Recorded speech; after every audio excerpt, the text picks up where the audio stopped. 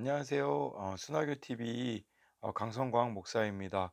오늘은 로마서 15장 1절, 2절하고요.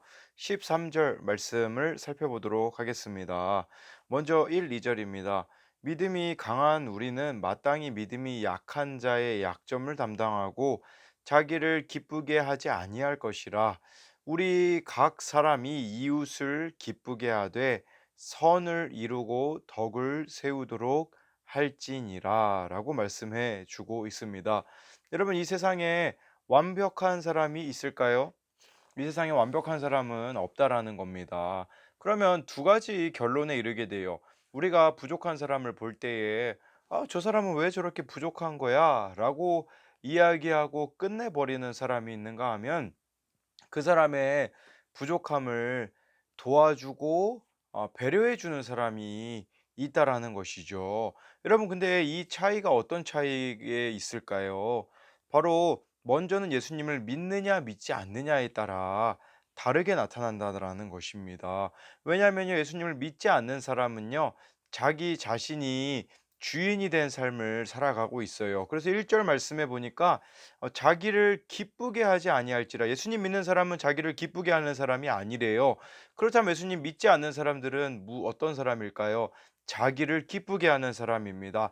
나만 행복하면 되지, 나만 기쁘면 되지라고 이렇게 생각하는 오류에 빠지게 된다라는 것입니다. 그렇지만 예수님 믿는 우리들은요, 부족한 사람, 연약한 사람들을 기쁘게 하고 돕는 일들을 해 나가야 한다고 우리에게 말씀해 주고 있어요. 왜 우리가 그런 삶을 살아야 된다고요? 3절 말씀해 보니까요. 예수님도 자기를 기쁘게 하지 아니하셨다는 말씀이 있어요. 예수님도 자기 자신을 위하여서 삶을 사신 것이 아니잖아요. 우리를 위하여서 십자가에서 생명을 내주신 거잖아요. 그렇기 때문에 여러분들이 연약한 사람들을 얼마만큼 도울 수 있느냐를 측정할 수 있는 것은 여러분 안에 예수님이 얼마나 차지하고 있느냐, 그거에 따라서 다르게 나타난다라는 것이죠. 예를 들어 여러분, 우리가 한번 첫 번째로 드릴 수 있는 질문은, 여러분들이 1에서 100까지가 있어요. 그중에 나 자신은 내 인생의 몇 프로를 차지하고 예수님은 여러분 인생의 몇 프로를 차지하는지를 한번 나누어 봤으면 좋겠어요. 뭐 80대 20, 뭐 그렇게 30대 뭐 70, 이런 식으로 예수님은 여러분들의 삶의 몇 퍼센트를 차지하고 있습니까? 저도 예수님이 원하시는 그 사람을 만나지 않거나 예수님이 원하시는 일들을 하지 않을 때 제 마음 가운데 답답함이 찾아오게 됩니다. 정말 예수님이 원하시는 일에 순종하지 않을 때 나 자신으로 가득 차기 때문에 이러한 현상들이 나타난다라는 거죠. 여러분들도 무엇으로도 채울 수 없는 그런 공허한 마음이 든다면 예수님으로 채우셔야 할 때라는 것, 예수님이 여러분들을 부르고 계시다라는 것을 잊지 않았으면 좋겠습니다. 두 번째로는요, 13절 말씀입니다. 소망의 하나님이 모든 기쁨과 평강을 믿음 안에서 너희에게 충만하게 하사 성령의 능력으로 소망이 넘치게 하기를 원하노라 라고 말씀해 주고 있어요. 하나님은요, 소망의 하나님이래요. 저는 이 말씀이 오늘 저에게 너무나도 큰 은혜가 됐어요. 소망의 반대말이 무슨 말일까요? 절망이 아닐까요? 제가 생각할 때는 소망의 반대말은 절망이라고 생각을 했습니다. 그러면 소망이 없는 절망 상태에 빠졌을 때 우리가 해야 되는 행동은 무엇이겠습니까?